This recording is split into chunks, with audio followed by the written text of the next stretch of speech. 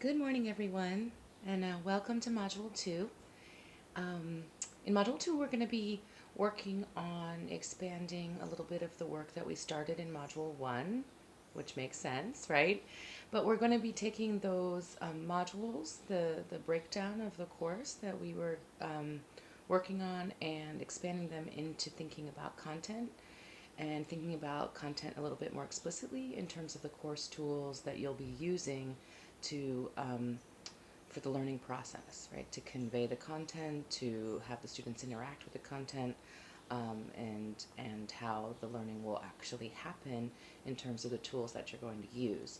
So you'll explore the Blackboard tools a little bit more, and then you're going to identify other kinds of tools as well, and kind of explore those that might be useful in your particular topic or in your course, in your subject. So um, there's some resources in the resource folder that you can look at and use in addition to kind of thinking through um, other kinds of things that you want to do, issues, how to replicate what you like to do in your classroom in the most effective way in the online space. So I'll look forward to our conversations around those kinds of issues. And also, we have an explicit information literacy piece. So Megan has prepared us an information literacy um, primer, and you can watch that and read a little bit about it and think about this opportunity that we have in the online space to really be very explicit about information literacy. And Megan, of course, is here with us in the course, so we're very, very fortunate. Thank you, Megan, to be able to kind of talk through the information literacy piece in a little bit more detail. A few things that I wanted to say about our last module. Thank you for you all for your level of engagement. I really appreciate that. It was really great for me to see all of your faces in the video introductions and the comments that you made to each other, and we're starting to see overlap and ways that we can help each other with our various tools, with our various content pieces. We have a lot of people that have overlapping interests and overlapping course objectives. Um, I did notice, and I know you noticed, and I said a little bit about this in the announcement, that there were many ways that you decided to record and upload your videos, right? QuickTime as attachments. There were embedded YouTubes, there were linked YouTubes that were unlisted, there was a Dropbox. Thank you, Catherine.